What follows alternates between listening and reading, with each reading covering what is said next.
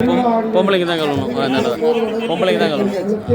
குழம்பு மட்டும் தண்ணி ஊற்றி கைமா கை 4 குழம்பு கைமா குழம்புல மட்டும் ஊற்றி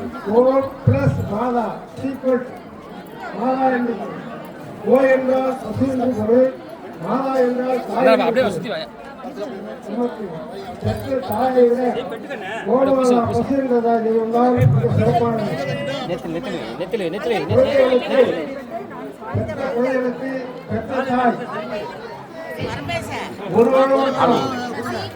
தாய்ப்பால் ஊட்டுவது.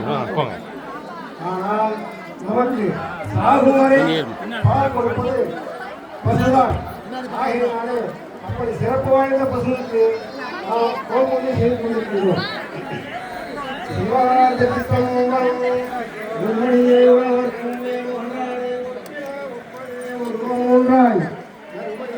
ஒன்றை வாழையே ஆராயணும் அதுவரும் கணவனான குருவனையே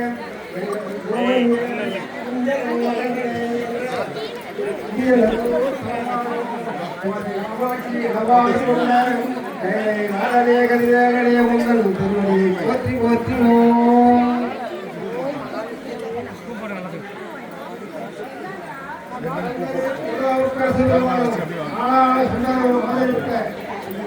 குழம்புல வை கவிதா குழம்புல வை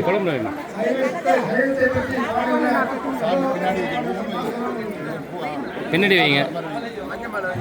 திருச்சிற்றம்பலம். சைவத்தின் மேல் சமயம் வேறில்லை, அதில் சார் சிவமாம் தெய்வத்தின் மேல் தெய்வம் இல்லைனோ. நான்மறை செம்பொருள் வாய்மை வைத்த சித்திரு தேவாரமும் திருவாசகமும் வைத்தரச் செய்த நால்வரு ஒற்றால் எம் உயிர் துணையே.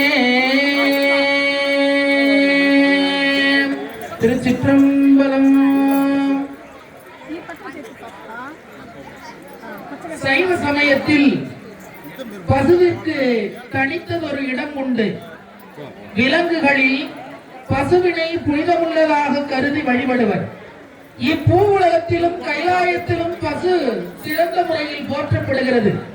ஆகமங்களில் பசுவின் பெருமை கூறப்பட்டுள்ளது போல் வேறு எந்த நூலிலும் கூறப்படவில்லை எனலாம்.